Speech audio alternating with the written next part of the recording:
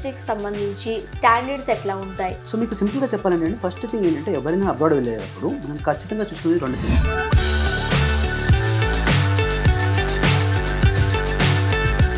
So Italy ఎందుకంటారు? ఇటలీలో ఉన్న అడ్వాంటేజెస్ ఏంటి? స్టూడెంట్స్ అక్కడ వెళ్ళేటప్పుడు చాలా మందికి ఉన్న అపోహ ఏంటంటే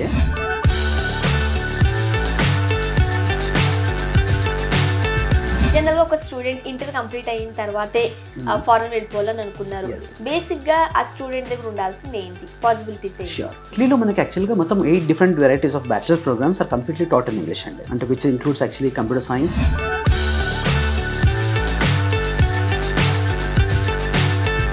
ఒక పేరెంట్ వచ్చి మిమ్మల్ని కన్సల్ట్ అయ్యారు. సో అక్కడ నుంచి జాబ్లో సెటిల్ అయినంత వరకు సో మీరు ఇచ్చే ప్రామిసెస్ ఏంటి? సో మేము చేసేది ఏంటంటే ఫస్ట్ థింగ్ వాళ్ళ కెరీర్ ఉన్నతంగా ఉండాలంటే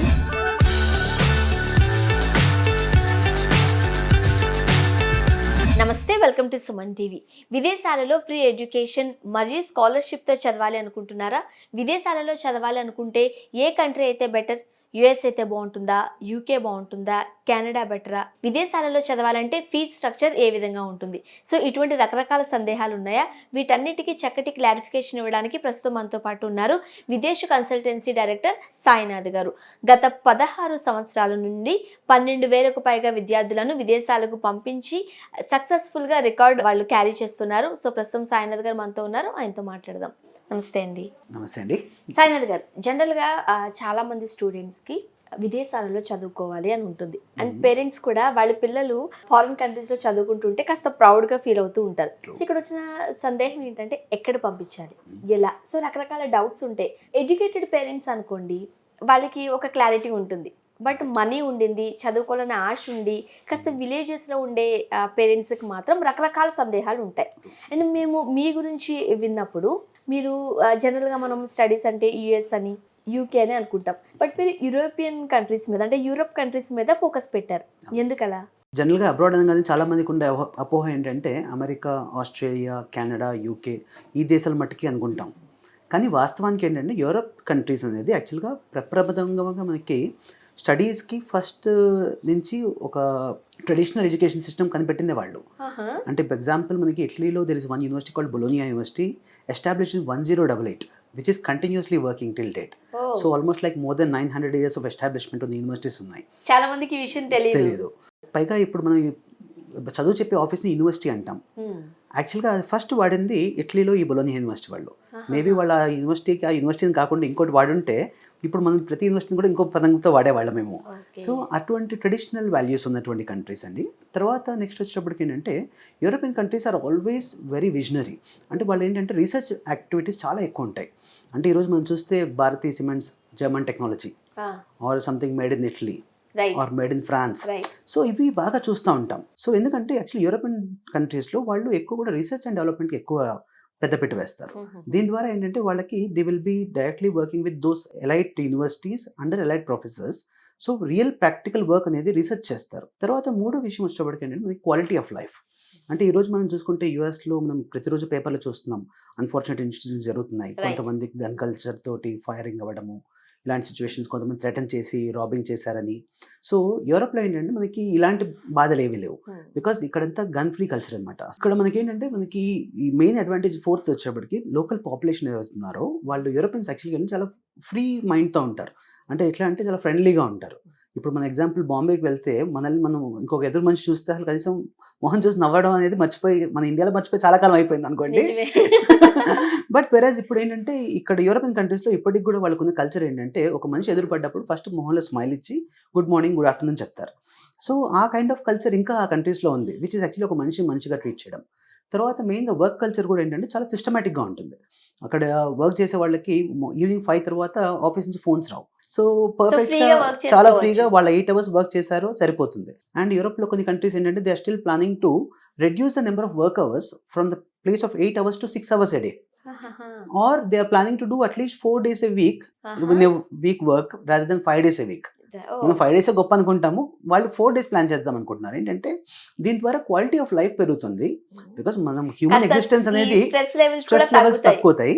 అండ్ వాళ్ళ అవుట్పుట్ కూడా పెరుగుతుంది మళ్ళీ. అంతే కదా. ఇప్పుడు నెంబర్ ఆఫ్ అవర్స్ తక్కువ చేశారంటే డజన్ మీన్ యాక్చువల్లీ మన యాక్చువల్గా ఏంటంటే డైలీ ఆఫీసెస్లో జనరల్గా చూసేది ఏంటంటే కొంచెం Right, waste of right. Time ఉంటుంది కదా, అవును. దాన్ని రిడ్యూస్ చేసి ఓన్లీ 6 hours వర్క్ చేద్దాము and then actually your life is completely for And your ఇంకా ఫ్యామిలీ. కాస్త బూస్టప్ వస్తుంది, మనం ఎనర్జెటిక్ గా వర్క్ ఆ 6 చేస్తాం. hours వర్క్ అనేది కంప్లీట్ చేయడానికి అలా చాలా సక్సెస్ఫుల్ గా మోడల్స్ వర్క్ చేస్తున్నారు.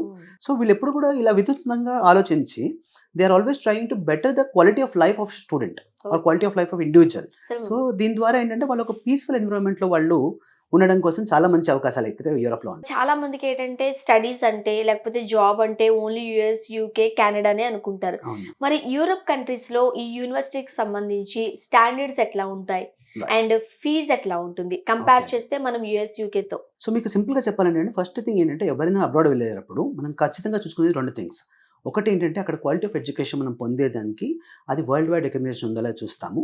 రెండోది ఇష్టపడికి అది కోర్స్ చేసిన తర్వాత మనం అక్కడ సెటిల్ అవ్వడానికి అవకాశం ఉందా చూస్తాం, which is actually making money of course. So ఈ 2 పాయింట్స్ మనకి మ్యాచ్ అయ్యేది ఖచ్చితంగా యూరోప్లో మ్యాచ్ అవుతాయండి. బికాస్ ఫస్ట్ థింగ్ ఏంటంటే ఇక్కడ యూనివర్సిటీస్ మనం ఏవైతే చేస్తామో ఇవన్నీ mostly they all are public funded universities, so private universities కావు. సో ఈ పబ్లిక్ ఫండెడ్ యూనివర్సిటీస్ అవడం వల్ల ఇక్కడ ఏంటంటే quality of research and kind of professors what the university has వాళ్ళందరూ యాక్చువల్గా advance level of researchers. So అలాంటి వాళ్ళ దగ్గర మన స్టూడెంట్స్ చదవడం వల్ల వాళ్ళకి మంచి నాలెడ్జ్ అనేది యాక్చువల్గా వాళ్ళు ఈజీగా అక్వైర్ చేసుకోగలుగుతారు. రెండో థింగ్ ఏంటంటే వీళ్ళకి ఇలాంటి రెప్యూటెడ్ యూనివర్సిటీ చదవడం వల్ల మన రెజ్యూమే వాల్యూ ఎప్పుడు బాగుంటుంది. అంటే ఇప్పుడు ఎగ్జాంపుల్ మనకి జేఎన్టీయూలో చదివిన స్టూడెంట్కి, ఐఐటీలో చదివిన స్టూడెంట్కి ఆ రెజ్యూమేకి ఏ కంపెనీకి వెళ్ళినా కూడా ఆ తేడా ఉంటుంది. అలాగే ఇప్పుడు మనము యూరోప్లో చేసేటటువంటి ఈ పబ్లిక్ యూనివర్సిటీస్ ఏవైతే ఉన్నాయో ఇవన్నీ కూడా వరల్డ్ టాప్ 500 నుంచి 1000 ర్యాంకింగ్లో ఉంటాయి.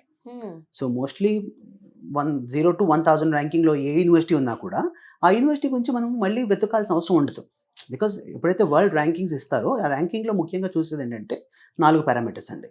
ఒకటి వచ్చేటప్పటికి ఏంటంటే అక్కడ quality of education what is been provided, తర్వాత ఎంప్లాయర్ రెప్యుటేషన్ అంటే ఆ కంట్రీలో ఆ యూనివర్సిటీలో చదివిన వాళ్ళు బయట ఏ కంపెనీలో ఆ ఎంప్లాయర్స్ ఎలా హ్యాపీగా ఉన్నారు వాళ్ళతోటి, తర్వాత వచ్చేసి సైటేషన్స్ అంటే వీళ్ళు చేసిన రీసెర్చ్ని వేరే యూనివర్సిటీ వాళ్ళు కానీ వేరే ప్రాజెక్ట్లో కానీ వీళ్ళ రీసెర్చ్ని బేస్గా ఎంతమంది తీసుకున్నారు, తర్వాత international students coming to these universities.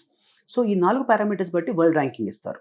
So undoubtedly మనకి ఎప్పుడైతే యూనివర్సిటీ 1000 ర్యాంకింగ్లో ఉందో ఇవన్నీ కూడా వరల్డ్ టాప్ ఎడ్యుకేషన్ ప్రొవైడ్ చేసే సంస్థలు. అండ్ ముఖ్యంగా యూరోప్ కంట్రీస్ లో ఏ కంట్రీస్ కి మీరు పంపిస్తూ ఉంటారు? సో ముఖ్యంగా మేజర్గా మనకు వచ్చేప్పటికంటే ఇటలీ అండి.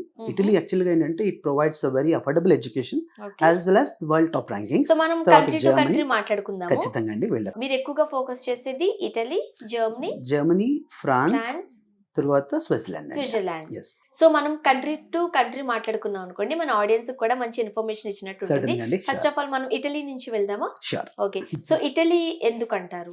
ఇటలీలో ఉన్న అడ్వాంటేజెస్ ఏంటి? ఇటలీ అనేది యాక్చువల్గా మనకి జనరల్గా చూసినట్లయితే ఈ టీవీస్లో న్యూస్లో మనం చూస్తూ ఉంటాము లైక్ మోస్ట్ బ్యూటిఫుల్ కంట్రీస్ అండి. So Italy actually is a house of 52 heritage sites in the world, UNESCO heritage sites. So which is actually like India world wide లో హైయెస్ట్ యునెస్కో సైట్స్ ఉన్నటువంటి కంట్రీ ఇస్ ఇటలీ. తర్వాత next వచ్చేప్పుడు ఇటలీలో universities ఏవైతే ఉన్నాయో ఇవన్నీ public funded universities. We have 71 universities which are public funded and which teachers in English. So మన students అక్కడ వెళ్ళినప్పుడు చాలా మందికి ఉన్న అపోహ ఏంటంటే నేను ఇటలీకి వెళ్తే అక్కడ లోకల్ లాంగ్వేజ్ ఇటాలియన్ కదా, సో నాకు ఇటాలియన్ వస్తే నేను చదవగలుగుతాను అనే ఫీలింగ్ వాళ్ళకు ఉంటుంది. బట్ ఈ 71 యూనివర్సిటీస్లో కూడాను 100% ఇంగ్లీష్ టాట్ ప్రోగ్రామ్స్ ఉంటాయండి. కాబట్టి స్టూడెంట్స్కి ఎక్కడ కూడా లోకల్ లాంగ్వేజ్ అనేది రిక్వైర్మెంట్ ఉండదు. మనం ఎక్కడైతే ప్రోగ్రామ్స్ అప్లై చేస్తామో ఈ ప్రోగ్రామ్స్ అన్ని కూడా ఇంగ్లీష్లోనే కంప్లీట్గా టీచ్ చేయబడతాయి. ఎగ్జామ్స్ ఇంగ్లీష్లో ఉంటాయి, యూనివర్సిటీలో కూడా ఇంగ్లీష్లోనే మాట్లాడతారు. సో ఇబ్బంది అస్సలు ఉండదు. దాంతో పాటుగా ప్రతి యూనివర్సిటీ ఇటలీలో ఏంటంటే వాళ్ళు ఫ్రీగా ఫస్ట్ 6 months లాంగ్వేజ్ టీచింగ్ ఫ్రీగా ఇస్తారు. సో దట్ ఏంటంటే ఈ 6 monthsలో వాళ్ళు ఏంటంటే అడాప్టబిలిటీ వస్తుంది అండ్ రోజు ఈ 6 months నేర్చుకోవడం వల్ల వాళ్ళు బయట ప్రాక్టీస్ చేస్తారు. ఎనీవే పార్ట్ టైం జాబ్స్లో వెళ్ళినప్పుడు లోకల్ స్విమ్మింగ్ వెళ్ళడము, దీని ద్వారా ఏంటంటే వాళ్ళ లాంగ్వేజ్ కూడా ఒక చక్కగా 2 years లో మంచిగా పికప్ చేసుకోగలుగుతారు. ఓకే. అండ్ చాలా మందికి ఉండే డౌట్ అక్కడ యూనివర్సిటీ స్టాండర్డ్స్ ఎట్లా ఉంటాయి? సో ముఖ్యంగా అండి మనకి ఇటలీలో average age of a university is more than 100 years అండి. 100 years? More than 100 years. So almost like 71 యూనివర్సిటీస్కి 71 కూడాను maximum out of them are more than 100 years old. And world ర్యాంకింగ్లో అన్ని 1000 ర్యాంకింగ్ లోపు ఉన్నాయి. సో ఎప్పుడైతే వరల్డ్ టాప్ 1000 ర్యాంకింగ్లో universities ఉన్నాయో automatically it shows the quality of the studies there. తర్వాత ముఖ్యంగా నేను మీకు సింపుల్ ఎగ్జాంపుల్ చెప్పాలంటే ముఖ్యంగా ఇక్కడ ఎడ్యుకేషన్ సిస్టమ్ అండి. ఇటలీలో ఎడ్యుకేషన్ సిస్టమ్ని బొలోనియా ప్రాసెస్ అంటారు. ఈ బొలోనియా ప్రాసెస్ ప్రకారం ఏంటంటే మొత్తం 27 యూరోపియన్ దేశాలు which include Germany, Sweden, Finland, Norway, Denmark, Switzerland 27 దేశాలు కలిసి they made a standardization of education. దాని ద్వారా ఈ బొలోనియా ప్రాసెస్ ద్వారా వాళ్ళు ఒక ఎడ్యుకేషన్ని ఒక 2 years మాస్టర్స్, దాన్ని మళ్ళీ 1 yearలో 60 credits, అంటే ఇది క్రెడిట్ బేస్గా డివైడ్ చేశారు. ఓకే సో ఒక 1 yearలో వీళ్ళు 60 credits ఉంటుంది, 2 yearsకి 120 credits is masters program. And ఒక బ్యాచిలర్స్ చదివినట్లయితే 3 years బ్యాచిలర్స్ ఉంటుంది, ఆ 3 years బ్యాచిలర్స్కి 180 credits is the weightage of it. Okay where ఒక 1 yearని మళ్ళీ again they divide 2 semesters, semester 1 semester 2, అలాగే సెకండ్ ఇయర్ semester 1 2. సో దీంట్లో 30 credits. అండ్ యూజువల్గా ఒక సబ్జెక్ట్ వచ్చేసి 6 credits వెయిటేజ్ ఉంటుంది. అంటే ఒక సెమిస్టర్లో వీళ్ళు 5 subjects చదువుతారు, 5 subjects into 15, like into 3 semesters, okay which is 15 subjects చదివితే వీళ్ళ మాస్టర్స్ ప్రోగ్రామ్ జనరల్గా ర్యాపప్ అయిపోయి లాస్ట్ 6 months ఏదైతే ఉందో చూసారా, ఇది ఖచ్చితంగా వాళ్ళు ఒక ఇంటర్న్షిప్ ద్వారా కంప్లీట్ చేస్తారు. కంపల్సరీగా ఇంటర్న్షిప్ కానీ ప్రాజెక్ట్ థీసిస్ కానీ చేస్తారు. సో దీని ద్వారా ఏంటంటే మనకి యాక్చువల్గా ఇండియాలో కూడా ఈ సిస్టమ్ ఉంది, మనకి బీటెక్లో కూడా ఫైనల్ సెమిస్టర్లో ప్రాజెక్ట్ చేయాలి. బట్ అన్ఫార్చునేట్గా ఏంటంటే రియల్ ప్రాజెక్ట్స్ చేసే వాళ్ళు చాలా తక్కువ అయిపోయారు ఇవాళ రేపు. సో చాలా మందికి యాక్చువల్గా they are taking outsiders help to get this qualifications completed. So ఇక్కడ ఏంటంటే యాక్చువల్గా మనకి 100% వాళ్ళు ఇచ్చే ప్రాజెక్ట్స్ ఎలా ఉంటాయంటే, example let us say some project has come from A to B. So they give us project B synopsis to us. So దానికి మన అమీర్పేటలో కానీ ఎక్కడ కూడా దానికి హెల్ప్ చేసే వాళ్ళు ఇంకెవరు ఉండరు. సో ఖచ్చితంగా ఓన్గా చేయాల్సిందే. దీని ద్వారా ఈ 6 నెలలు వాళ్ళ ప్రాజెక్ట్ మీద వర్క్ చేసినప్పుడు they will definitely come with some output which need not to be Z. అంటే ఆ ప్రోడక్ట్ కంప్లీట్ అవ్వాల్సిన అవసరం లేదు, but they should find some ways to make this project successful or unsuccessful. So ఈ education system ఏదైతే ఉందో, ఈ system యాక్చువల్గా ఫస్ట్ ఇటలీలో ఇంట్రొడ్యూస్ చేశారు, which is followed by rest of the Europe అండి. And which is considered to be one of the highest level of education systems in the world.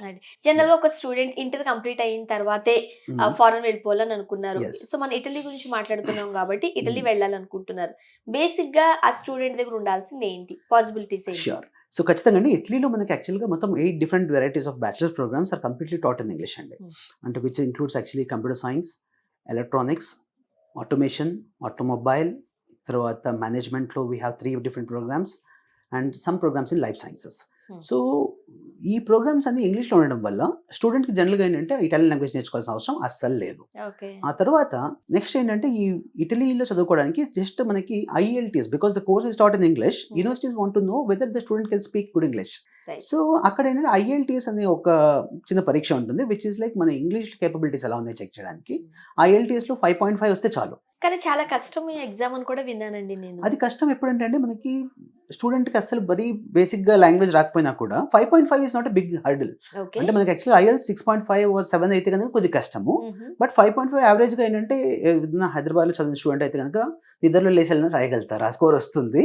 5.5 is actually very decent score. తర్వాత మనకి if it is particular from లో English speaking areas, so కొద్దిగా 1 month prepare అయితే సరిపోతుందండి. ఖచ్చితంగా అండి, we do have online tutors for this, so మేము guide చేస్తాం. అండ్ జనరల్ గా చాలా మంది తెలుగు మీడియం లో చదువుకున్న వాళ్ళు ఉంటారు, అండ్ ఫ్లూయెన్స్ ఉండదు ఇంగ్లీష్ లో, సో రకరకాల డౌట్స్ ఉంటాయి. సో అక్కడికి వెళ్ళిన తర్వాత మనం లాంగ్వేజ్ ఎంత వరకు అంటే సస్టైన్ చేయగలుగుతామా లేదా, రకరకాల డౌట్స్ ఉంటాయి కదా. సో దానికి సంబంధించి మీరు ఏం చెప్తారు ఈ లాంగ్వేజ్ సంబంధించి? యూరోప్ వచ్చేటప్పటికి ఏంటంటే it's not English speaking country. So మనకున్న ఇంగ్లీష్ ప్రొఫెషన్స్ ఏదైతే ఉందో వాళ్ళకు కూడా అంతే ఉంటాయి. సో కాబట్టి పెద్ద ఇబ్బంది పడే అవకాశాలు ఉండవు, ఎవరైనా మాట్లాడేసేయచ్చు. ఎందుకంటే అక్కడ మెయిన్ గా జరిగేది ఏంటంటే ఇక్కడ ఈ యూరోపియన్ కంట్రీస్ లో వాళ్ళ లోకల్ లాంగ్వేజ్ వాళ్ళ మదర్ టంగ్ ఉంది. So English always second language for them. So obviously ఆ సెకండ్ లాంగ్వేజ్ పట్టు ఏ కంట్రీస్ లోనే తక్కువగానే ఉంటుంది. సో పెద్దగా మనం వాళ్ళతో కమ్యూనికేట్ అయ్యేటప్పుడు మనకున్న లెవెలే వాళ్ళకు కూడా ఉంటుంది మోర్ ఆఫ్. కాబట్టి అసలు మనకి లాంగ్వేజ్ పరంగా ఆల్మోస్ట్ ఇప్పుడు ఒక 16,000 మంది పై పంపించాము. అండ్ ఏ స్టూడెంట్ కూడా నాకు ఇక్కడ ఇంగ్లీష్ మాట్లాడలేకపోతున్నాను అనే బాధ ఎవరు నాకు చెప్పలేదు. ఆటోమేటిక్ గా అక్కడికి వెళ్ళినంత వచ్చేస్తుంది. ఈ వీసాకి సంబంధించి ప్రాసెస్ ఎట్లా ఉంటుంది? సో వీసా ప్రాసెస్ ముఖ్యంగా గమనించుకుంటే అండి ఇటలీ మనకి చాలా కాంప్లికేటెడ్ ప్రాసెస్ లా కనబడుతుంది. That is where Videsh Consuls actually helping the students in all these steps అనమాట. అంటే మనకి ఏంటంటే ఫస్ట్ ఒక అప్లికేషన్ చేసినాక అడ్మిషన్ వస్తుంది, వచ్చిన తర్వాత స్టూడెంట్కి వీసా ప్రాసెస్ను ప్లస్ స్కాలర్షిప్ కూడా అప్లై చేస్తాం. ఈ స్కాలర్షిప్ ద్వారా ఏంటంటే మనకి దాని గురించి మనం పర్టికులర్గా చెప్తాం మీకు స్కాలర్షిప్ గురించి. అయితే ముఖ్యంగా వీసా ప్రాసెస్ ఏంటంటే స్టూడెంట్కి మనకి బ్యాంక్ బ్యాలెన్స్ ఒక మాస్టర్స్కి అయినట్లయితే ఒక 12 లక్షలును, బ్యాచిలర్స్కి అయితే 18 లక్షలు బ్యాంక్ బ్యాలెన్స్ చూపించాలి. అది చూపించి మనము వాళ్ళ ఫాదర్ ఏం చేస్తారు దానికి సంబంధించిన కాగితాలు అన్నీ ఉంటే ఆ ఎవిడెన్స్ పెట్టి మనము ఇప్పుడు ఈ సంవత్సరం నుంచి అంటే 2024 నుంచి దిస్ అ గుడ్ న్యూస్ అండి. ఏంటంటే లైక్ ఇప్పటిదాకా మన స్టూడెంట్స్ అందరూ కూడా we use to go to Bombay. అంటే బాంబేలో ఉన్నటువంటి వీసా కాన్సులేట్ ద్వారా మన వీసా ప్రాసెస్ అయ్యేది. ఇప్పుడు ఏంటంటే బెంగళూరులోనే కాన్సులేట్ ఓపెన్ చేశారు కాబట్టి మనకి కేవలం ఫైలింగ్ మాత్రం మొత్తం హైదరాబాద్లో జరుగుతుంది.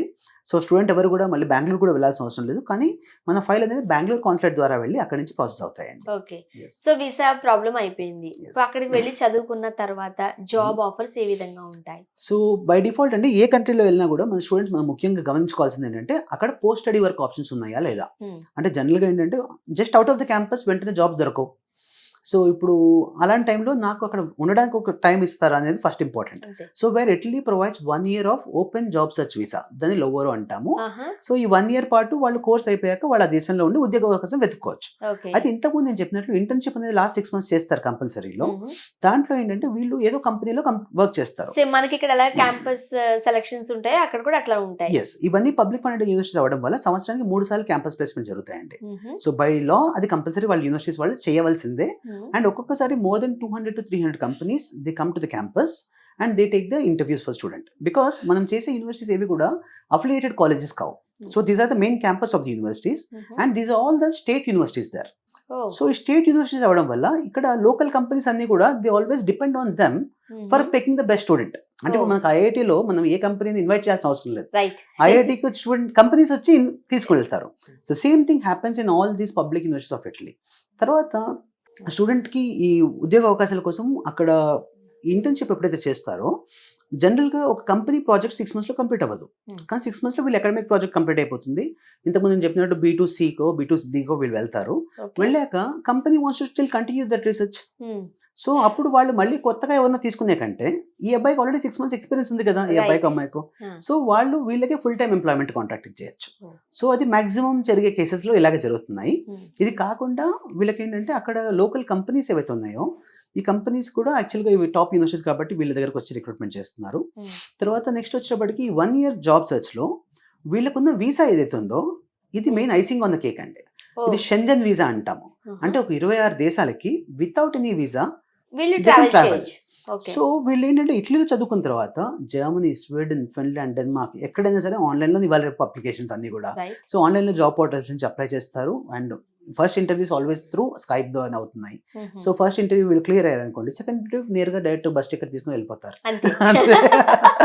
సో వెళ్ళి అక్కడ ఇంటర్వ్యూ అటెండ్ అవుతారు.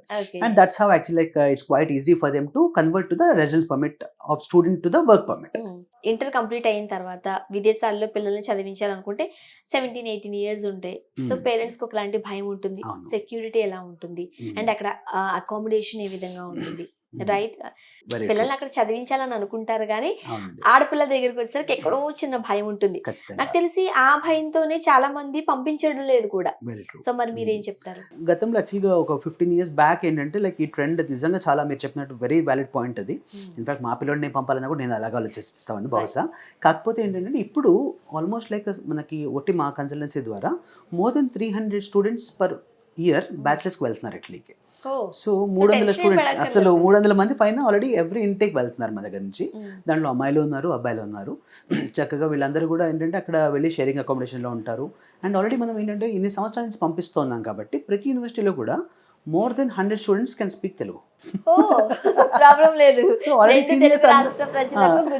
అదే, సో ఆల్రెడీ ప్రతి యూనివర్సిటీలో కూడా మన తెలుగు వాళ్ళు ఆల్రెడీ ఉండడం వల్ల it is quite easy for them to adapt to that areas. తర్వాత మేమేంటంటే we work officially with all these universities. So ఇక్కడ ఉన్న ప్రతి యూనివర్సిటీలో there is a office called international office. So international ఆఫీస్లో విధిగా మేము చేసింది ఏంటంటే we ask the universities for extra support for Indian students through బడ్డీ ప్రోగ్రామ్. బడ్డీ ప్రోగ్రామ్ అని ఒక కాన్సెప్ట్ని మేము ఇంట్రడ్యూస్ చేసాం. ఈ బడ్డీస్ ఏంటంటే బేసికలీ వాళ్ళు స్టూడెంట్సే, but university will pay them certain salary for taking care of the next coming students. అది పార్ట్ టైం జాబ్ లాగా యూనివర్సిటీ ద్వారా మనం అది అప్రూవ్ చేయించాము. దీని ద్వారా ఈ రోజు ప్రతి Italy university is following this బడ్డీ కాన్సెప్ట్, వేర్ యాక్చువల్లీ ఎవరో ఒక మన ఇండియన్ స్టూడెంట్ అక్కడ ఉంటారు who is actually representative from the university side and help them to get all the initial settlement done. అంటే మనకి ఏం కావాల్సింది ఏంటి, ఒక అకామిడేషన్ కావాలి, ఒక పార్ట్ టైం జాబ్కి కొంత అసిస్టెన్స్, అది కూడా వెంటనే అక్కర్లేదు. తర్వాత నెక్స్ట్ వచ్చేటప్పటికి వీళ్ళకి ఇండియన్ ఫుడ్ ఎక్కడ దొరుకుతుంది ముఖ్యంగా, ఎందుకంటే మనం మేజర్గా మన ఇండియన్ పిల్లలు ఏంటంటే వేరే ఏ కంట్రీకి వెళ్ళినా కూడా ఫస్ట్ మిస్ అయ్యే ఫుడ్ అండి. ఎందుకంటే ఇన్నాళ్ళు అబ్బా చక్కగా వంచి పెడుతుంది, సో ఇది ఫస్ట్ థింగ్. యాక్చువల్గా కొంతమందికి హోమ్ సిక్ రావడానికి ముఖ్యమైన కారణం కూడా ఇది ఒకటి. ఎందుకంటే thanks to the technology WhatsApp calls easy అయిపోయాయి. సో వీడియో కాల్స్ అందరూ చక్కగా చేసి వంట ఎలా వండాలని కనుక్కుంటున్నారు. డేలో 2 hours యావరేజ్గా కొంతమంది చాలా మంది స్టూడెంట్స్ని అబ్జర్వ్ చేసిన పాయింట్ ఆఫ్ వ్యూ ఏంటంటే parents and friends back in ఇండియాతో కనెక్షన్లో ఉన్నారు. సో ఇది ఒకటి. తర్వాత నెక్స్ట్ వచ్చి ఈ ఫుడ్ అనేది కూడా పెద్ద ఇబ్బంది కాదు. Indian stores are widely available in Italy. So మనకి ఎక్కడైనా కూడా మనకి ఇక్కడ కంటే బెటర్ క్వాలిటీ అక్కడ దొరుకుతాయి. ఎందుకంటే మనకి ఇక్కడ బాగుంది అనుకుంటే అది ఎక్స్పోర్ట్ క్వాలిటీ అంటాం. ఆ ఎక్స్పోర్ట్ అయ్యే మళ్ళీ ఈ దేశాలకే. కాబట్టి ఇక్కడ కంటే better quality and organic food దొరుకుతుంది. కాబట్టి వీళ్ళ quality of life and life expectancy కూడా ఇక్కడ కంటే బెటర్గా ఉంటుంది. అండ్ అక్కడికి వెళ్ళిన తర్వాత కొంతమంది పిఆర్ కోసం టెన్షన్ పడుతూ ఉంటారు, వస్తుందా రాదా, రకరకాల సందేహాలు. ఏం చెప్తారు? సో వెరీ ట్రూ అండి. యాక్చువల్గా ఇప్పుడు ఈరోజు మనం పర్టికులర్గా అమెరికాని గమనించినట్లయితే అమెరికాలో గ్రీన్ కార్డ్ అంటాం పిఆర్ని. ఆ గ్రీన్ కార్డ్ రావడానికి మినిమం యాక్చువల్గా 5 years ఉండాలి. 5 years కదండి, 15 years నుంచి 18 years పడుతుంది ఇప్పుడు గ్రీన్ కార్డ్ రావడానికి. అది అఫీషియల్గా రూల్ ఉండింది. బట్ దాన్ని మళ్ళీ పొడిగించుకుంటూ ఈరోజు 15 నుంచి 18 ఏళ్ల మధ్యలో ఫిక్స్ అయ్యేలాగా వచ్చింది. సో అప్పటిదాకా కూడా వీళ్ళు ప్రతి 3 ఏళ్ళకి కూడా H1B ఎక్స్టెండ్ చేసుకోవడము, ఆ స్టాంపింగ్ కోసం మళ్ళీ కంట్రీ దాటి వచ్చి స్టాంపింగ్ వేసుకోవడము, ఇలా రకరకాల హ్యాజల్స్ చాలామంది ఫేస్ చేస్తున్నారు. తర్వాత ఈ టైం మొత్తంలో ఒకవేళ వీళ్ళకి మ్యారేజ్ అయింది అనుకోండి, డిపెండెంట్ వర్క్ చేయడానికి కూడా ఉండదు. మళ్ళీ డిపెండెంట్ వీసా మీద వెళ్తారు. ఆ దేశాల్లో ఏంటంటే వాళ్ళకి వర్క్ చేయడానికి కూడా అవకాశం ఉండదు. బట్ వేరేస్ మనం యూరోప్లో తీసుకున్నట్లయితే ఇక్కడ మనకి ఏంటంటే 5 years of legal stay in Italy gives a PR. 5 years including the study period. అంటే ఒక పిల్లడు బ్యాచిలర్స్కి వెళ్తే 3 years ఉంటున్నాడు, ఆ తర్వాత 2 years వర్క్ చేస్తే పర్మనెంట్ రెసిడెన్సీ అయిపోతుంది. అది మాస్టర్స్కి వెళ్ళాము, 2 years చదువుతాము, ఇంకో 3 years వర్క్ చేస్తే పిఆర్ ఇచ్చేస్తారు. So simple as it. అంటే 5 years అలా దేశంలో ఉండి మన లీగల్ స్టేటస్ మెయింటైన్ చేస్తే 6th year what are the visa we apply that comes along with a PR. తర్వాత నెక్స్ట్ వచ్చేటప్పటికి ఏంటంటే మనకి after the course, of course న్యాచురల్గా ఇండియాలో మనం చూసి మ్యారేజెస్ చేస్తాము పిల్లలకి. ఆ తర్వాత వీళ్ళు ఎప్పుడైతే వైఫ్ అక్కడ వెళ్తారో, లేకపోతే అక్కడ మనం అమ్మాయిని పంపించినట్లయితే అక్కడ అబ్బాయి అటు వెళ్ళినప్పుడు అబ్బాయి కూడా ఆ దేశంలో ఫుల్ టైం వర్క్ చేసుకోవచ్చు without any additional visas. Only dependent visa is allowed to work full time ఈ దేశాల్లో. బట్ మీరు అన్నట్టుగా యూరోప్ కంట్రీస్ కనుక చూస్ చేసుకున్నట్లయితే చాలా బెనిఫిట్స్ ఉన్నాయి, అడ్వాంటేజెస్ కూడా ఉన్నాయి. ఖచ్చితంగా అండి. రైట్. మీ దగ్గరికి ఒక స్టూడెంట్ విత్ పేరెంట్ వచ్చారు, లేకపోతే ఒక పేరెంట్ వచ్చి మిమ్మల్ని కన్సల్ట్ అయ్యారు. సో అక్కడ నుంచి జాబ్లో సెటిల్ అయినంత వరకు సో మీరిచ్చే ప్రామిసెస్ ఏంటి? సో ఖచ్చితంగా అండి. యాక్చువల్గా మనకి ఇప్పుడు ఆల్మోస్ట్ ఈ 15-16 yearsలో మేము ఫస్ట్ అబ్జర్వ్ చేసింది ఏంటంటే, ఫస్ట్ థింగ్ మేము వాళ్ళకి we're not just study about consultants, we're career counsellors. So మేము చేసేది ఏంటంటే ఫస్ట్ థింగ్ వాళ్ళ కెరీర్ ఉన్నతంగా ఉండాలంటే ఏం చేయాలి. ఇక్కడ మాకు యాక్చువల్గా we have 14 branches in India అండి. ఈ 14 branches గాను మొత్తం యాక్చువల్గా we have 98 career counsellors actually. అంటే జనరల్గా అందరినీ కౌన్సిలర్స్ అంటారు వేరే కన్సల్టెన్సీస్లో, మేము కెరియర్ కౌన్సిలర్స్ అంటాము. Because these people are so well informed about actually the possible outcomes of all the different subjects.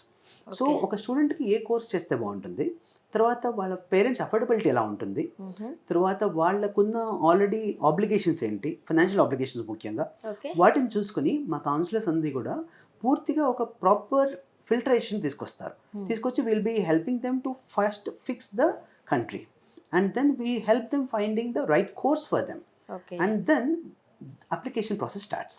ఆ తర్వాత మన యూనివర్సిటీస్కి అప్లై చేసి అక్కడి నుంచి ఒక అడ్మిషన్ లెటర్ తెప్పించడం జరుగుతుంది. ఇది వచ్చిన తర్వాత the Videsh Consuls will help them with throughout process of the visa process. ఆ తర్వాత వీసా వస్తుంది. వీసా వచ్చాక ఫ్లైట్ టికెట్స్ తీసుకోవడము, తర్వాత ప్రీ డిపార్చర్ బ్రీఫింగ్ అంటాం.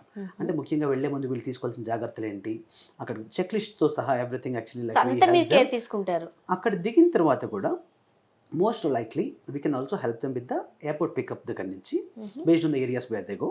అక్కడ నుంచి ఎయిర్పోర్ట్ పికప్ ద్వారా అక్కడ నుంచి వీళ్ళు వెళ్ళే కంటే ముందే అక్కడ పాసిబుల్ అకామిడేషన్స్ ఎలా ఉంటాయి, ఆ తర్వాత we'll give them with references to book the accommodation.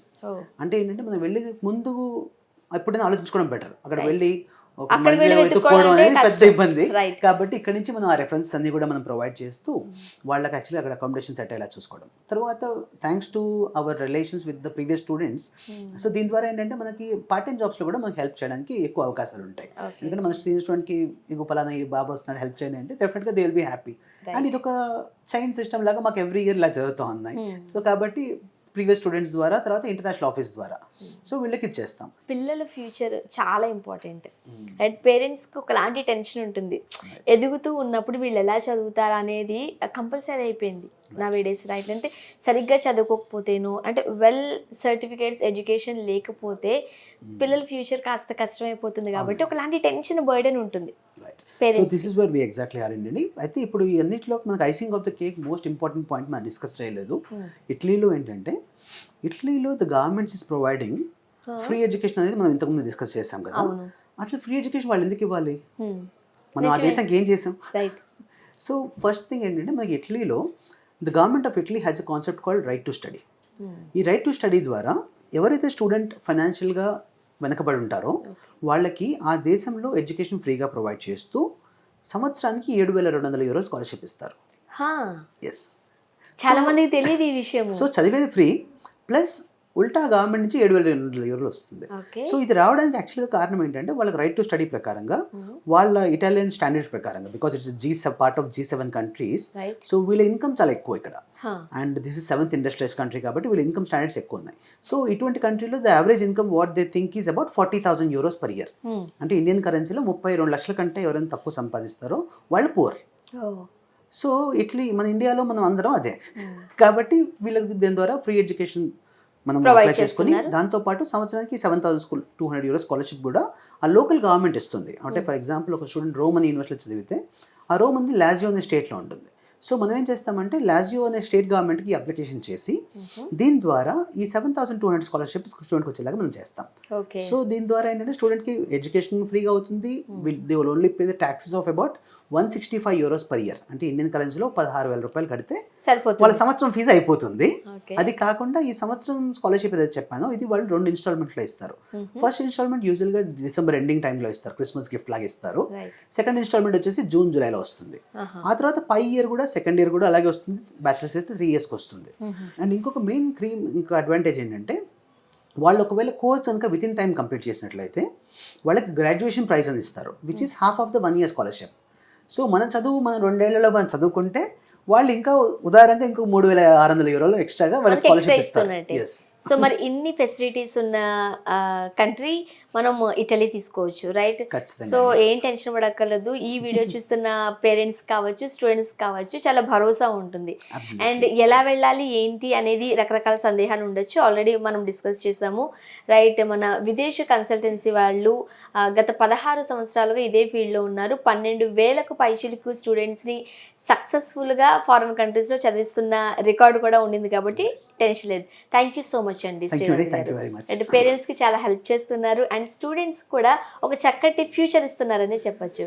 So దీని ఎందుకంటే ముఖ్యంగా ఏంటంటే మాకు వచ్చే సెల్ఫ్ సాటిస్ఫాక్షన్ అవుతుందో అది కూడా మేము చాలా ఎంజాయ్ చేస్తున్నాము. బికాస్ మా స్టూడెంట్స్ ఎవరైతే ఇక్కడ వెళ్ళిన వాళ్ళు యాక్చువల్లీ వాళ్ళు మ్యారేజెస్కి ఇన్వైట్ చేస్తూ ఉంటారు, మళ్ళీ they come back to India. So నేను యాక్చువల్గా ఏంటంటే like I feel some have actually like I'm really blessed to have been this field where actually ఇంతమంది స్టూడెంట్స్ లైఫ్ని మేము టచ్ చేసే అవకాశం వాళ్ళందరూ మీ పిల్లలే. ఖచ్చితంగా అండి. Thank you so much. My pleasure అండి.